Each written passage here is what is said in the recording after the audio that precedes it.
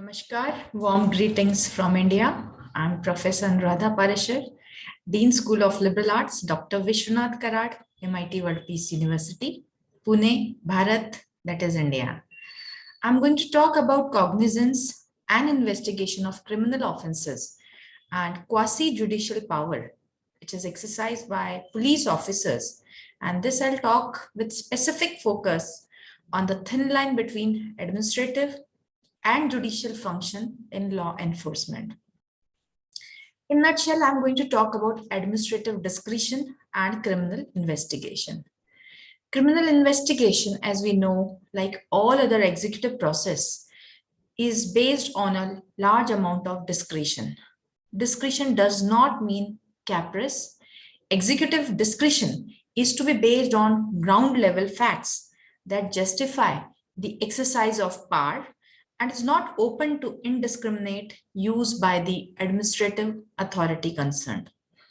The discretion exercised by an investigator in a criminal investigation, it is subject to the test of reasonable apprehension and procedural necessity. Discretion is to find out facts, whether it is controlled by the necessity to be responsible to the truth.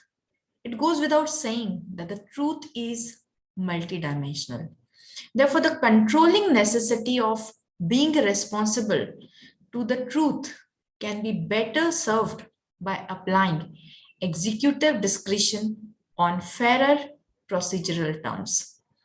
A transparent fact-finding procedure can be ensured only if investigative discretion is subject to the principle of equality of arms, even if one party to the investigation is a suspect.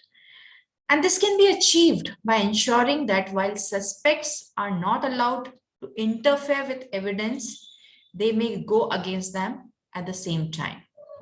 The investigator is made duty bound to take on record evidence that supports a finding of innocence of the suspect. So the defense investigation at the state cost is a way in which this can be achieved, even if there's no supervisory investigative magistrate in place. The final report or findings of investigation can carry both the inculpating as well as exculpating evidences gathered by two different agencies or officers. Many a time, evidence of innocence is subject to perishing or is not found out during investigation. As investigators, they try and find out only incriminating evidence while ignoring that evidence that exculpates. So this research which we have conducted, the present research the study shows that 26 out of 45 police officers interviewed believed that social factors like religion, caste, age, educational qualification, income, and political patronage can have a significant effect on the decision to arrest. Apart from preconceived moral notion of good and bad, the truth requires a holistic and even-handed approach. And investigation can be made fair only by ensuring equality of arms in the process and not leaving it open to a vastly empowered public agency to use its hunch to find out the truth. The truth may involve the suspect's innocence too. So the adversarial criminal system, although they are based on a higher standard of proof of guilt, do not believe in investigating criminal cases from the angle of the suspect's innocence. If exculpatory evidence has been destroyed even before the investigation begins, the adversarial investigative process would concentrate more on gathering only inculpating evidence.